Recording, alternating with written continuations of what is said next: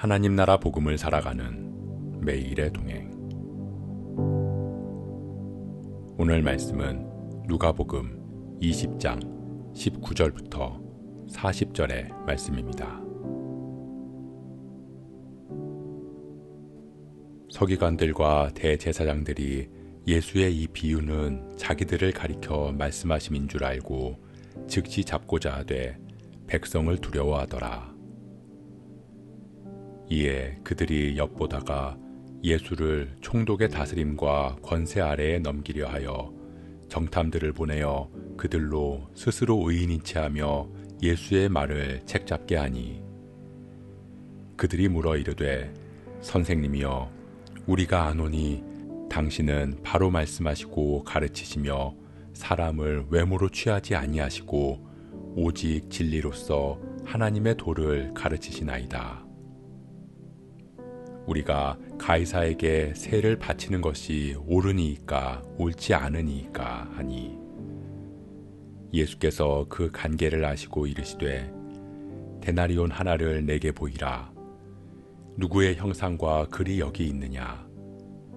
대답하되 가이사의 것이니이다.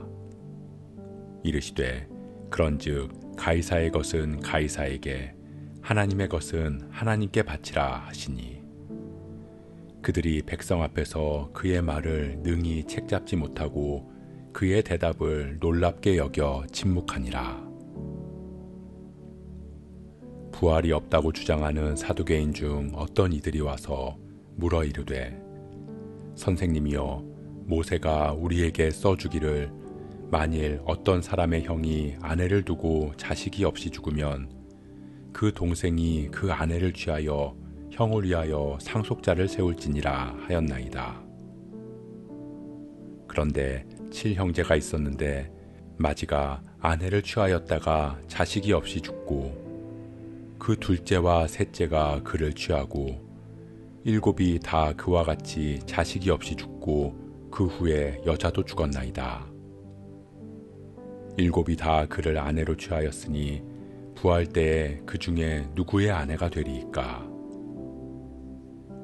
예수께서 이르시되 이 세상의 자녀들은 장가도 가고 시집도 가되 저 세상과 및 죽은 자 가운데서 부활함을 얻기에 합당히 여김을 받은 자들은 장가가고 시집가는 일이 없으며 그들은 다시 죽을 수도 없나니 이는 천사와 동등이요 부활의 자녀로서 하나님의 자녀임이라. 죽은 자가 살아난다는 것은 모세도 가시나무 떨기에 관한 글에서 주를 아브라함의 하나님이요 이삭의 하나님이요 야곱의 하나님이라 칭하였나니, 하나님은 죽은 자의 하나님이 아니요 살아있는 자의 하나님이시라. 하나님에게는 모든 사람이 살았느니라 하시니, 서기관 중 어떤 이들이 말하되 선생님 잘 말씀하셨나이다 하니, 그들은 아무것도 감히 더 물을 수 없음이더라.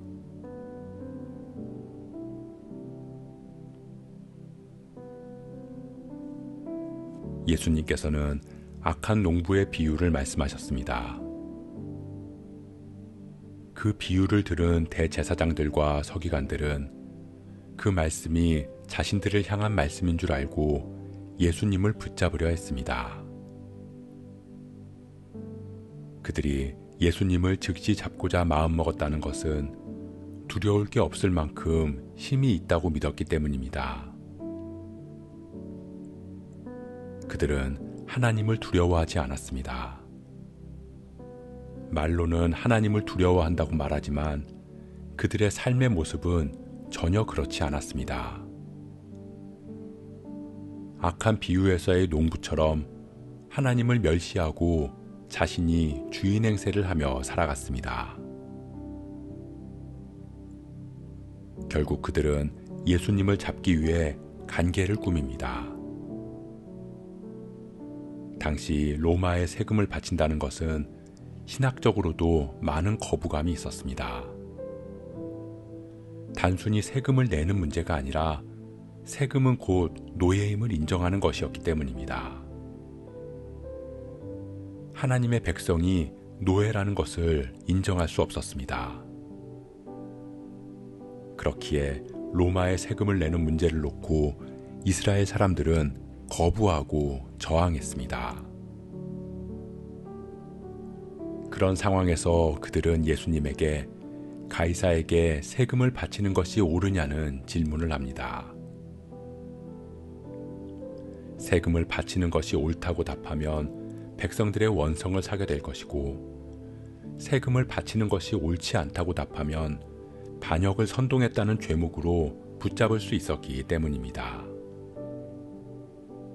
그러자 예수님은 데나리온 하나를 보이라고 말씀하시면서 데나리온에 새겨진 형상과 글이 누구의 것인지를 물으십니다. 당시 데나리온에는 황제의 형상이 새겨져 있고 황제는 신의 아들이라는 문구가 새겨져 있었습니다. 그 말은 데나리온이라는 동전 자체가 이스라엘 사람들에게는 우상의 형상과도 같이 여겨졌다는 것입니다. 그럼에도 이미 그들이 데나리온을 가지고 있었다는 것은 질문과 삶 자체에 괴리가 있음을 스스로 드러낸 것입니다. 사랑하는 성도 여러분, 예수님께서는 가이사의 것은 가이사에게, 하나님의 것은 하나님에게 바치라고 말씀하셨습니다. 가이사에게 바치는 데나리온에는 황제의 형상이 새겨져 있습니다. 그렇다면 하나님의 것에는 하나님의 형상이 새겨져 있을 것입니다. 하나님께서는 당신의 형상을 우리 안에 담아주셨습니다. 즉, 우리 자체가 하나님께 바쳐져야 한다는 것입니다. 단순히 세금의 문제, 헌금의 문제를 걸고 넘어지는 종교 지도자들에게 주님께서는 본질에 대해 말씀하시는 것입니다. 주님께서는 우리에게 많은 것을 맡기셨습니다. 포도원 주인이 농부들에게 포도원을 맡긴 같이 물질과 건강과 시간, 재능과 관계, 그것을 넘어 우리의 삶을 맡기셨습니다.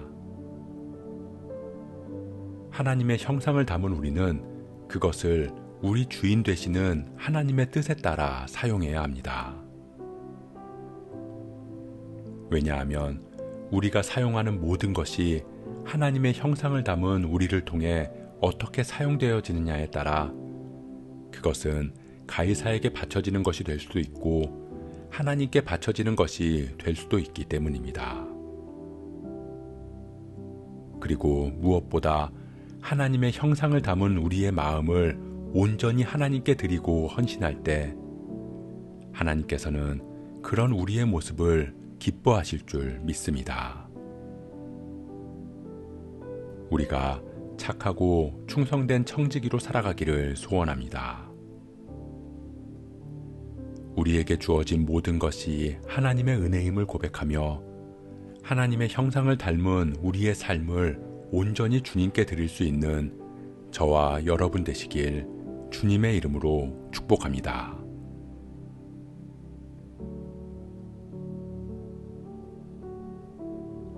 오늘 말씀 묵상하면서 기도함으로 마음에 새기겠습니다. 입술로는 모든 것이 주님의 것이라고 말하면서 정작 삶으로는 내가 주인인 것처럼 살아갈 때가 많았음을 고백합니다. 모든 것이 주님께로부터 왔으니 주님의 뜻대로 사용하고 하나님의 형상을 담은 우리를 하나님께 드리면서 헌신할 수 있는 믿음 허락하여 주옵소서. 그렇게 우리를 날마다 더욱 주님 닮은 모습으로 빚어 주옵소서. 이 모든 말씀 우리의 주님 되시는 예수 그리스도의 이름으로 기도합니다.